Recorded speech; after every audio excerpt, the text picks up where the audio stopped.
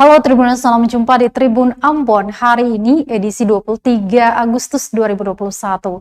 Bersama saya Ajeng Hatalia akan kami hadirkan berita terbaru dari Kota Ambon dan sekitarnya. Lengkapnya di Tribun Ambon. Hari ini kita mulai dengan berita pertama. Pastikan negatif COVID-19, Wali Kota Ambon akhirnya kembali bekerja. Wali Kota Ambon Richard Louhanapesi akhirnya kembali bekerja di Balai Kota Ambon usai menjalani isolasi dan perawatan COVID-19 selama 3 pekan. Berdasarkan pemeriksaan, hasil City Value Wali Kota 2 periode ini hampir mendekati 40 dan secara medis sudah diizinkan beraktivitas kembali. Meski demikian, Louhanapesi ingin memastikan telah negatif COVID-19 sebelum kembali bekerja. Dia berharap warga Kota Ambon juga berhati-hati dan mengutamakan protokol kesehatan dalam beraktivitas.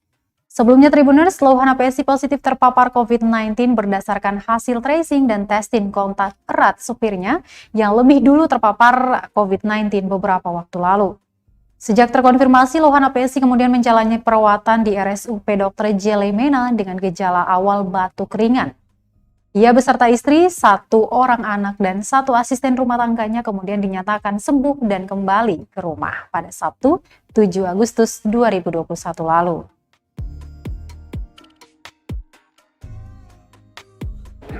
Yang pertama saya bersyukur kepada Tuhan Yang Maha Kuasa karena kurang lebih 3 minggu saya beristirahat ya. Isolasi baik di rumah sakit maupun kemudian di rumah. Nah, hari ini saya bisa lagi melayani ya masyarakat seperti biasa.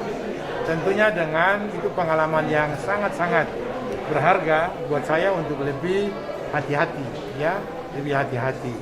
Sekaligus juga untuk menjustifikasi kepada publik bahwa berita-berita hoax tentang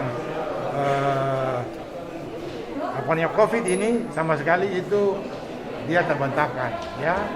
Jadi memang betul ya, saya rasakan, saya alami sendiri dan saya mau menghimbau kepada masyarakat untuk lebih hati-hati ya dan betul-betul mengutamakan protokol kesehatan ya.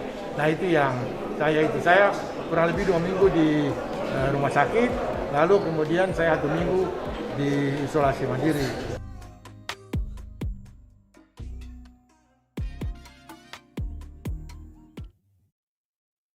Kembali bekerja, HUT Kota Ambon ke-446 menjadi agenda pertama Richard Louhanapesi. Setelah kembali bekerja, Wali Kota Ambon Richard Louhanapesi mengatakan kegiatan pertama yang dilakukannya yakni mempersiapkan hari ulang tahun Kota Ambon yang ke-446. Meski demikian, Louhanapesi masih enggan menyebutkan bagaimana perayaan hari jadi salah satu kota tertua di Indonesia ini. HUT Kota Ambon ke-446 jatuh pada 7 September 2021 mendatang. Tahun lalu, upacara peringatan HUT Kota Ambon dilakukan secara virtual, serta pemerintah Kota Ambon mengadakan lomba-lomba antar desa dan negeri, seperti lomba kebersihan dan mural. Sebelumnya, sejak terkonfirmasi positif COVID-19, Louhanapesi kemudian menjalani perawatan di RSUP Dr. Jelemena dengan gejala awal batuk ringan. Sebetulnya seminggu yang lalu saya sudah CT-nya sudah tinggi sekali, sudah hampir 40. Jadi secara medis itu sudah memungkinkan untuk beraktivitas. Tapi hasilnya itu masih positif. Nah, dokter bilang bisa saja sudah bisa beraktivitas, tapi perhatikan protokol kesehatan. Cuma saya nggak mau karena bisa saja itu digoreng, itu dibully lagi. Nah, itu dan itu tidak mengedukasi buat masyarakat. Sampai betul-betul kemarin dari kepala lab BPKL sudah jelaskan, baru saya keputusan enggak, hari Senin saya mulai beraktivitas lagi melayani masyarakat ya. Kegiatan pertama ini yaitu mempersiapkan kota untuk menyambut HUT kotanya yang ke-446 ya. Nanti besok kita akan konferensi pers resmi apa saja yang nanti kita mau laksanakan dalam rangka HUT kota ini ya gitu. Baik, Pak, terkait dengan evaluasi soal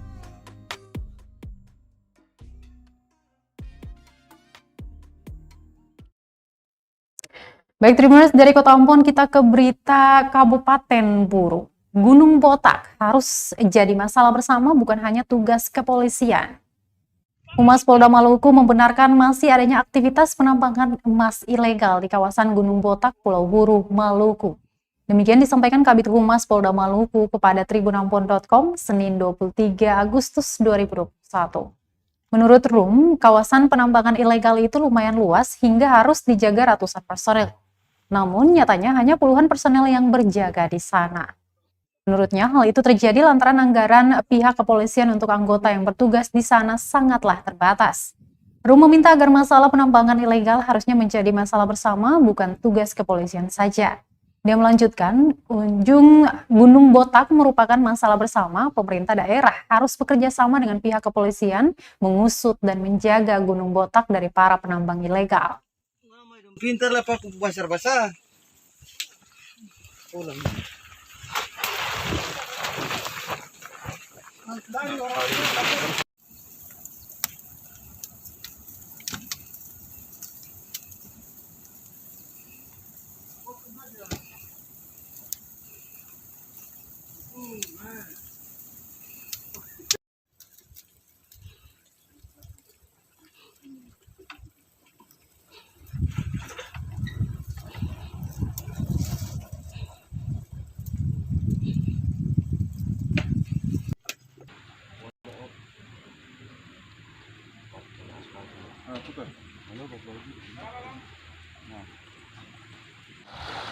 Awal. Yang butuh parang lah.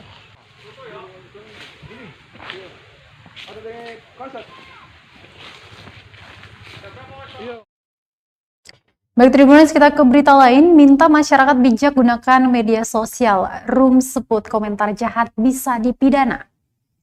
Kabid Humas Polda Maluku, Rum Hoirat, mengimbau masyarakat agar tidak mudah mengunggah konten atau ujaran kebencian di sosial media. Sebab jika unggahan tersebut termasuk dalam kategori ujaran kebencian, baik terhadap presiden, etnis, atau kelompok tertentu, maka polisi harus menegakkan hukum.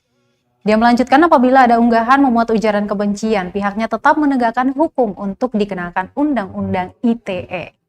Selain itu, Tribuners, setiap postingan dan komentar yang diunggah ke media sosial serta merugikan orang lain ada ancaman pidananya. Ancaman ini tetap berlaku meskipun pengunggah tak memahami tindakannya tersebut. Untuk itu, dia meminta masyarakat agar tidak mudah mengunggah konten atau ujaran kebencian yang menjatuhkan orang lain.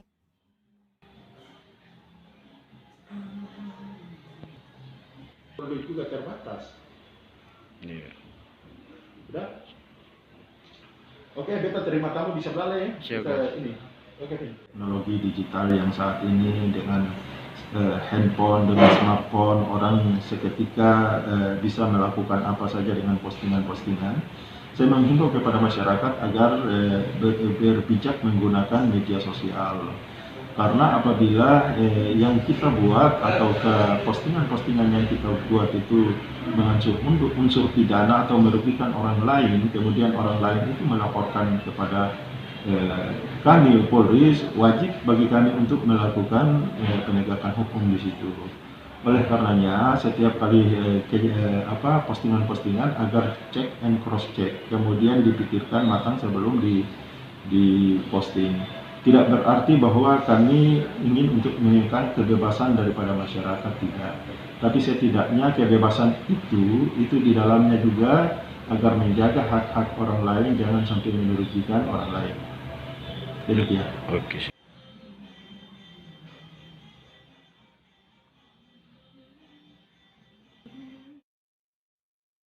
Baik, Tribuners, kita ke sistem pendidikan di Provinsi Maluku. Siswa SD kesulitan pahami pelajaran, sekolah online dinilai tidak efektif. Sekolah online selama masa pandemi COVID-19 dinilai tidak efektif membantu siswa sekolah dasar atau SD memahami pelajaran yang diberikan. Selama pembelajaran melalui daring, siswa kesulitan menyerap materi yang disampaikan guru mereka. Hal tersebut diungkap Wakil Kepala Sekolah SD Negeri 93 Ambon, Rosina, menanggapi pemberlakuan tatap muka atau PTM yang belum diizinkan di Kota Ambon. Sehingga sekolah online yang sudah berlangsung selama setahun lebih ini sangat tidak maksimal bagi para siswa. Menurutnya, saat sekolah tatap muka saja masih banyak siswa yang sulit untuk paham dan harus terus diulangi. Terlebih dengan metode daring, tidak adanya kontak langsung antara siswa dan guru membuat proses belajar semakin sulit dipantau. Siswa yang tidak memiliki ponsel genggam juga menjadi kendala selama sekolah online. Namun, pihak sekolah mencoba mencari metode pembelajaran yang bisa membuat siswa lebih berkreasi dan berkembang, yakni dengan memberikan sekolah luring atau luar jaringan, di mana siswa diberikan tugas berupa karya seni dan sebagainya. Dirinya berharap PTM di Ambon bisa segera berlangsung demi perkembangan dan masa depan para siswa ke depannya. Diketahui Tribuners, Presiden Joko Widodo sudah menginstruksikan wilayah yang masuk PPKM level 3 diperbolehkan melakukan PTM. Tetapi diakui Kepala Dinas Pendidikan Kota Ambon, Fahmi Salatalohi, hingga saat ini belum ada izin diberikan oleh Wali Kota untuk membuka PTM.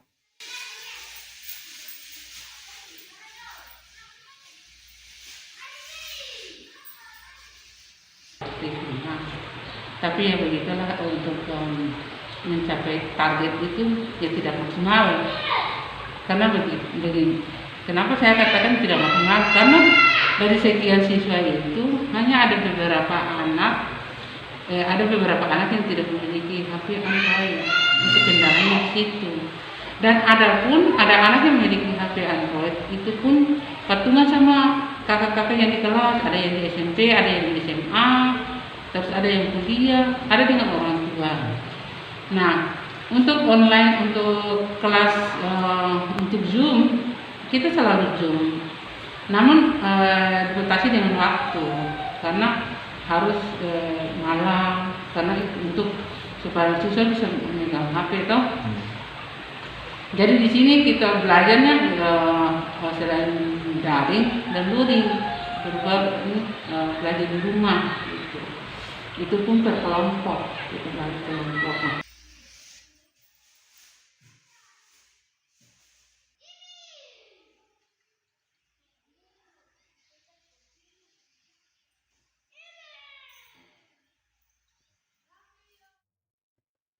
Masih dari Kota Ambon Tribuners, proyek TPU Arbes terbengkalai. Warga mengaku kesulitan cari tempat pemakaman. Pengerjaan proyek tempat pemakaman umum di kawasan perumahan 5 Indah Air Besar, RT 06 RW 17, Kecamatan Sirimau, Kota Ambon kini terbengkalai. Salah satu warga setempat, Kadir Kiliwow, mengaku dengan terbengkalainya proyek TPU ini mereka merasa kesulitan mencari tempat pemakaman. Menurutnya, proyek yang dibangun Dinas Lingkungan Hidup dan Persampahan Kota Ambon ini sudah 12 tahun, makan waktu pengerjaan namun tak kunjung rampung hingga saat ini. Mengingat awal pengerjaan proyek itu sejak tahun 2009 silam dan hingga kini di tahun 2021 pengerjaannya belum rampung.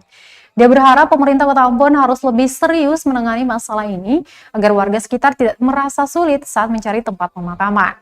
Diketahui Tribuners, proyek tersebut membutuhkan dana mencapai 1,9 miliar rupiah yang bersumber dari anggaran pendapatan daerah atau APBD tahun anggaran 2007.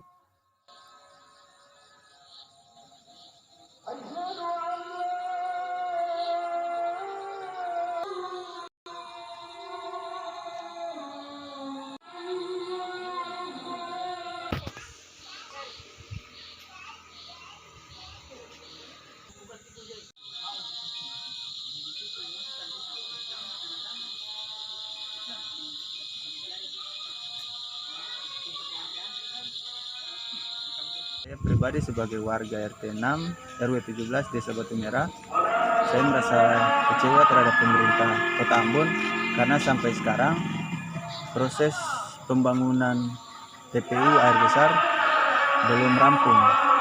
Padahal proyek pembangunan ini sudah dimulai kurang lebih 2009 hingga sekarang 2021 belum juga rampung. Sementara kebutuhan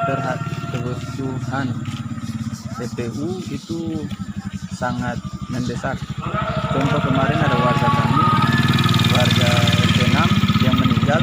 Kami sangat kesulitan dalam mencari lokasi untuk pemakaman almarhumah. Oleh sebab itu saya berharap kepada pemerintah Kota Ambon untuk lebih serius dalam menyikapi persoalan ini.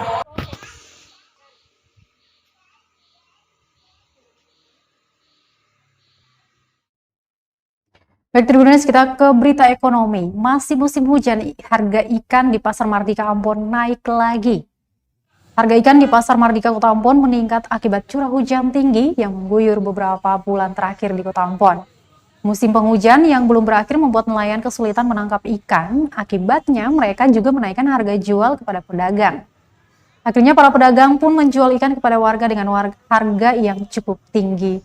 Pantauan tribunambon.com di pasar ikan bubara dengan bobot 10 kg dijual pedagang seharga Rp350.000.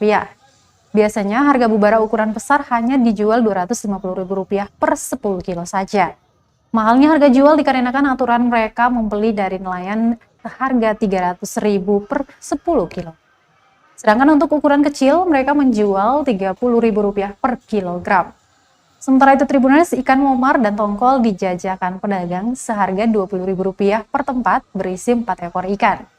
Pedagang berharap pembeli yang datang tidak menawar terlalu rendah karena keuntungan pedagang juga hanya sedikit saja. Meskipun memiliki kawasan laut yang cukup luas, dalam beberapa bulan terakhir ikan di pasar tradisional Ambon terus mengalami peningkatan harga karena musim penghujan. Sehingga para nelayan kesulitan menangkap ikan dan pasokan ke pedagang menjadi berkurang.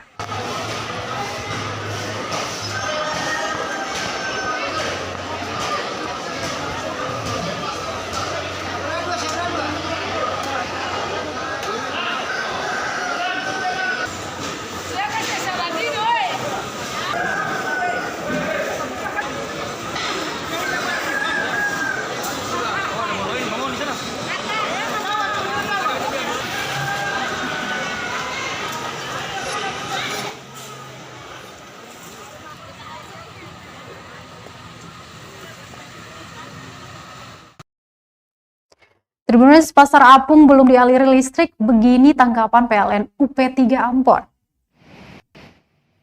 Pasar Apung di Mardika Kota Ambon hingga kini belum dialiri listrik. PLN Unit Pelaksana Pelayanan Pelanggan atau UP3 Ambon kemudian mengungkapkan alasan instalasi listrik belum dipasang.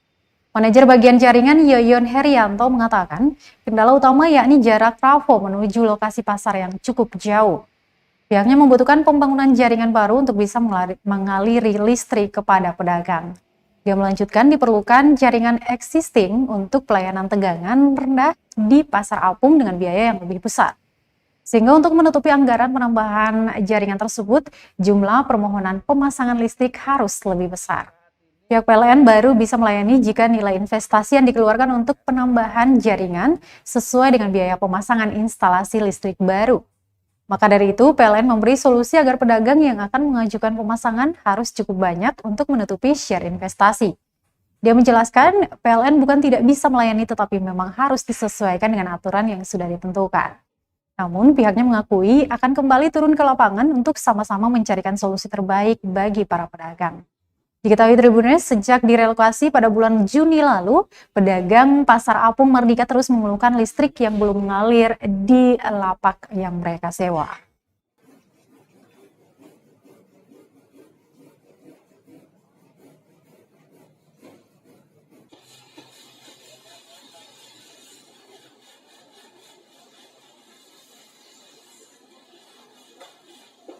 Nah, jadi kapasitas trafo kami sendiri mencukupi, hanya dari lokasi trafo kami ke lokasi Pasar Apung itu kami membutuhkan pembangunan jaringan karena belum tersedia jaringan existing untuk pelayanan tegangan rendah di Pasar Apung, sehingga harus kami menambah jaringan tegangan rendah.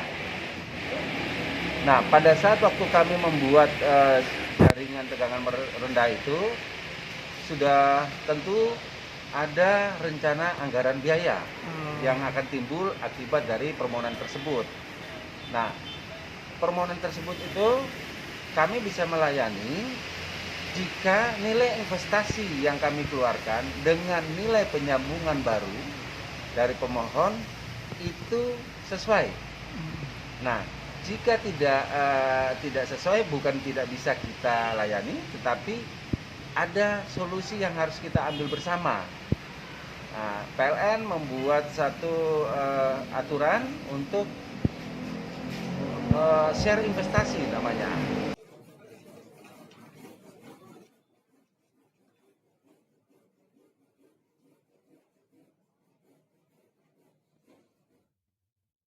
Baik, Tribuners, saatnya kita ke Kabupaten Maluku Tengah.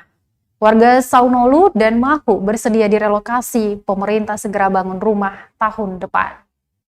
Warga desa Saunolu dan Dusun Mahu, Kecamatan Tehoru, Kabupaten Maluku Tengah akhirnya bersedia direlokasi.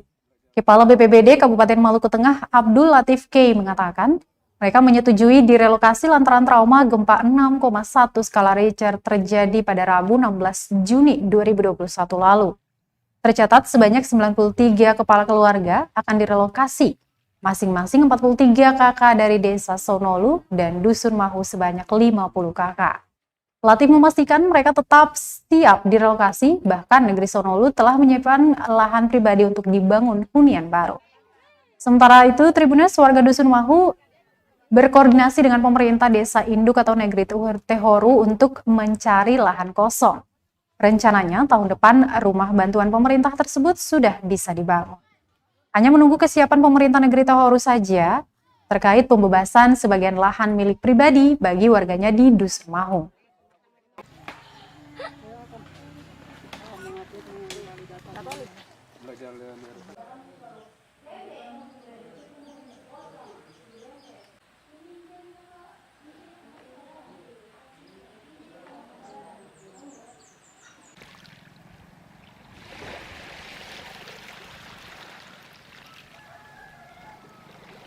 Iya main teh malam gitar sama Iya, aku pantas. nonton turunnya aku apa ini tak bisa.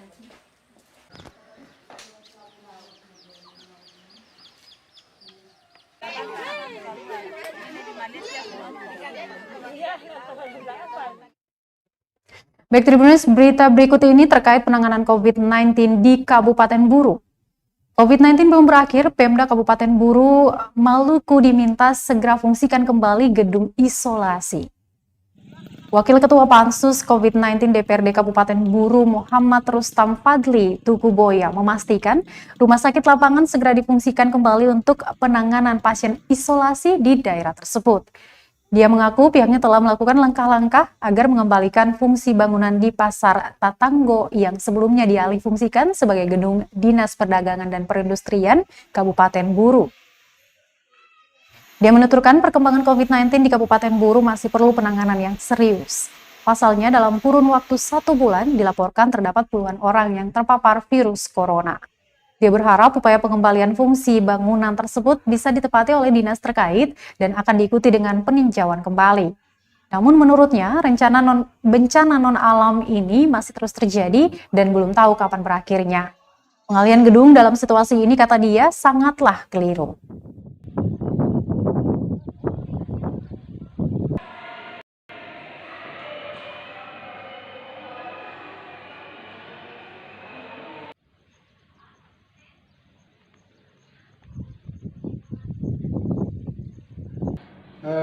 Jadi kaitannya dengan pengalihan fungsi bangunan isolasi COVID-19 yang berlokasi di Pasar Namlea, kami dari Pansus maupun Komisi 3 sudah melakukan langkah-langkah untuk bangunan itu segera mungkin untuk kembali difungsikan sebagai tempat isolasi pasien COVID yang ada di daerah ini. Kenapa kami pandang perlu untuk bangunan itu harus tetap difungsikan kembali? Karena situasi atau status daerah kita ini terkait dengan penyebaran virus orang-orang yang terpapar virus COVID-19 ini masih kategori cukup tinggi.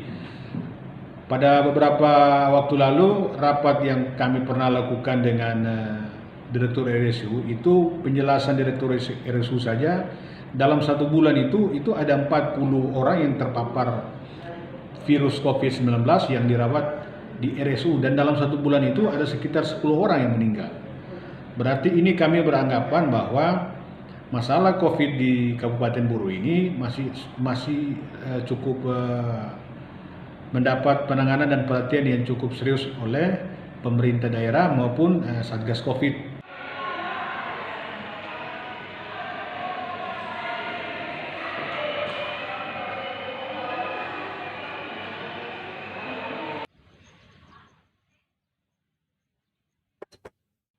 Baik Tribuners, kita ke berita terakhir. Sebanyak 28 kepala sekolah dan 6 camat di Namlea Buru dilantik pada hari ini. Bupati Buru Ramli Ibrahim Umasugi melantik 28 kepala sekolah dan 6 camat di Pulau Buru. Pelantikan digelar di Aula Kantor Bupati pada Senin 23 Agustus 2021 pagi. Pelantikan kepala sekolah berdasarkan surat keputusan Bupati Buru nomor 821-24-26-Kep-21 tentang pengangkatan dan penugasan kepala sekolah. Sementara pelantikan camat berdasarkan surat keputusan Bupati Buru nomor 821-23-Kep-2021 tentang pengangkatan pegawai negeri sipil dalam jabatan administrator di lingkungan pemerintah Kabupaten Buru tahun 2021.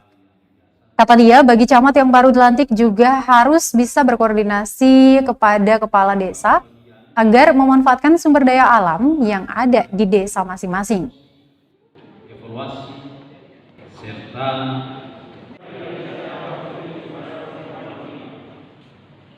serta akan melaksanakan skala peraturan perundang-undangan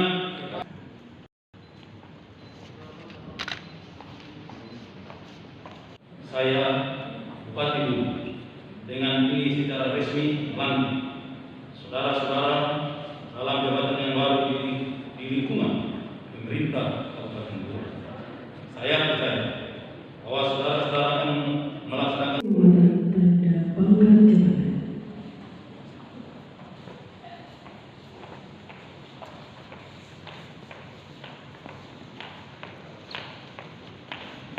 pertama khusus bagi para kepala sekolah untuk kemudian dapat mengelola organisasi sekolah dengan baik terkait dengan juga pengelolaan dana bos, konsultasi guru, mata pelajaran dan tetap bagaimana menghimbau untuk pelaksanaan prokes itu.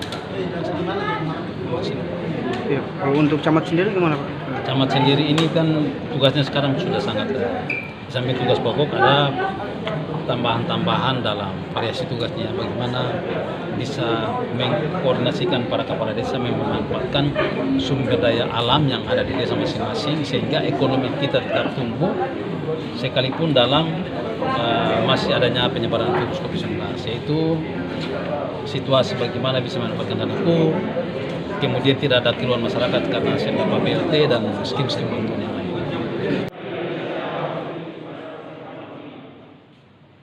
Serta akan melaksanakan skala peraturan perundang-undangan.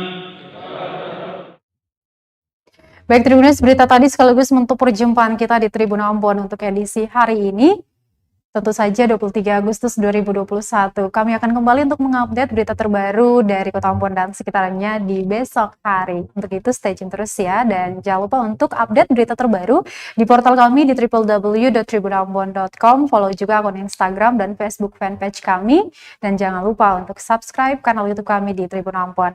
Saya Ajeng Hatala beserta tim redaksi yang bertugas mengucapkan terima kasih. Kita jumpa besok. Selamat beristirahat dan amato. Terima kasih sudah nonton. Jangan lupa like, subscribe, dan share ya.